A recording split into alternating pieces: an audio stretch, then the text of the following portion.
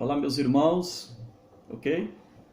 A paz do Senhor a todos, graça e paz, shalom, né? Shalom Adonai, a paz, né?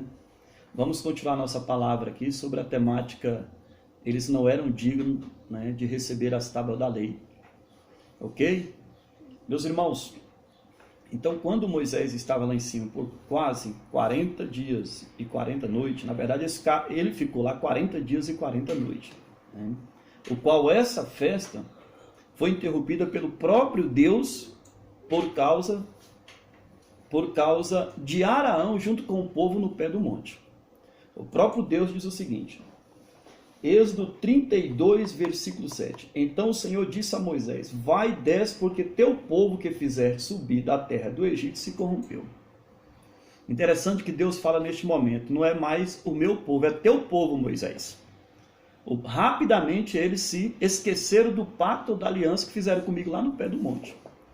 Conforme Êxodo capítulo 24, se nós for observar o versículo 4 e o versículo 7, né, nós vamos ver o seguinte, o povo dizendo isso para Moisés. Nós faremos e obedeceremos tudo que o Senhor disse. Isso aqui é a parte B do versículo 7. Quer dizer, Deus, né, fez um pacto com eles lá através da liderança de Moisés. Aí Moisés despediu-se dele e foi para o monte, né, para lá em cima receber os mandamentos, as tábuas da lei. Ok? Então, interessante aqui no capítulo 25, versículo 1 a seguir, quando Moisés estava lá em cima, a primeira coisa que Deus pediu para ele foi para ele levantar uma oferta para construir um tabernáculo.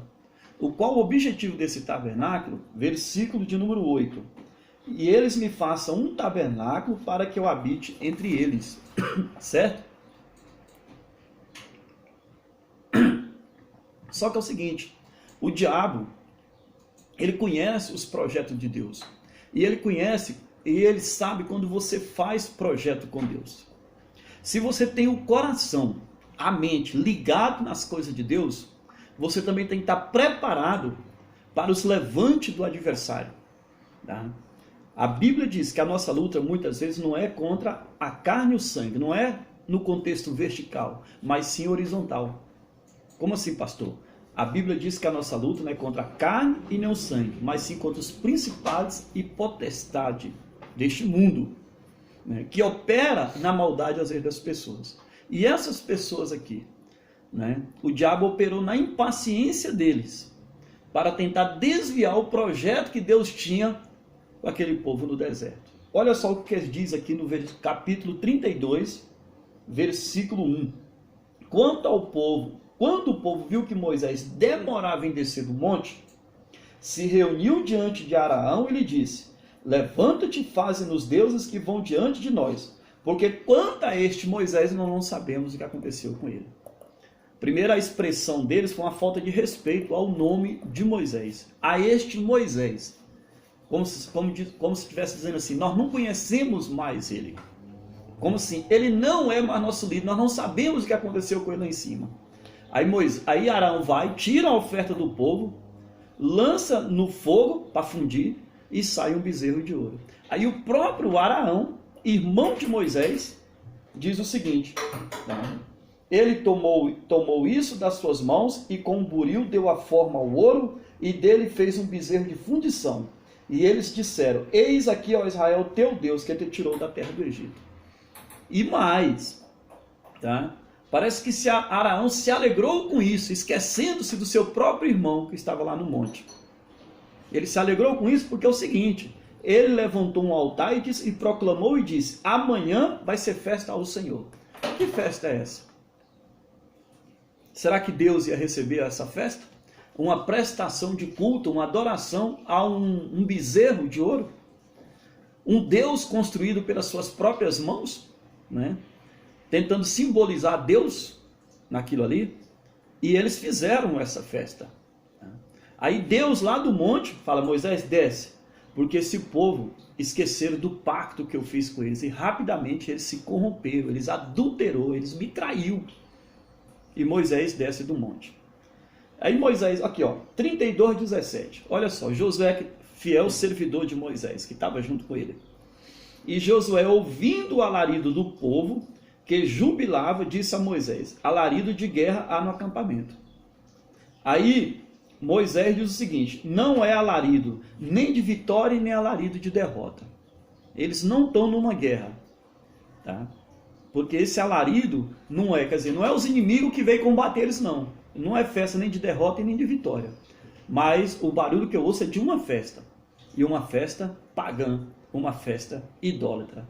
E diz o texto que quando Moisés chega e dá de frente com aquela festividade, aquele culto de adoração, um bezerro de ouro, afrontando o Criador dos céus e da terra, a Bíblia diz que Moisés ficou tão chateado que pegou as duas tábuas que estavam na mão, aquelas tábuas santas, as tábuas sacras, consagradas pelo próprio Deus, onde estavam os 10 mandamentos, escrito pelo dedo de Deus. Moisés pega e quebra aquela tábua. Quando Moisés se aproximou do acampamento e viu aquele bezerro e as danças, né, aquela sodomia, né, então se inflamou a ira de Moisés, e ele arremessou as tábuas das mãos e as quebrou até o pé do monte. Quebrou. Quer dizer, nas entrelinhas é onde entra a temática da nossa mensagem. Nas entrelinhas, eu pergunto, eles eram dignos naquele momento de ouvir a palavra de Deus? Eles eram dignos naquele momento de ver as tábuas dos mandamentos, dos 10 mandamentos escritos pelo próprio Deus? Será que os seus olhos estavam santos? Será que os seus lábios estavam consagrados para a glória a Deus? Né? O qual eles estavam dançando, festejando e glorificando uma imagem, um bezerro, né, que era um dos principais deuses lá do Egito, e esse povo estava acostumado ainda com a cultura do Egito. Né? Alguns companheiros dizem o seguinte, que Deus levou o povo para o deserto, ficou lá andando no deserto 40 anos, até chegar na terra prometida, tá? Para que o Egito pudesse sair de dentro deles. E será que o Egito tinha saído de dentro deles, dentro daquela caminhada, naquela caminhada do deserto? Meu irmão e minha irmã, que nós possamos ficar atentos em relação a isso. E às vezes Deus nos manda levantar um tabernáculo, né? E o diabo, né? Às vezes, por nossa falta de vigilância, acabamos levantando um bezerro de ouro. O que é o bezerro de ouro? É tudo aquilo que é supérfluo, é tudo aquilo que vem desviar as suas rendas, tá? Ou o seu sacrifício, ou o seu tempo, naquilo que venha favorecer a sua vida espiritual e material. A palavra de Deus nos diz em Isaías 55, versículo 2: por que gastais o dinheiro naquilo que não é pão? E o vosso suor naquilo que não satisfaz?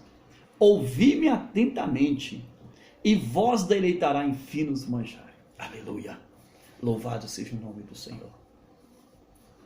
Olha só, é melhor construir tabernáculo do que bezerro.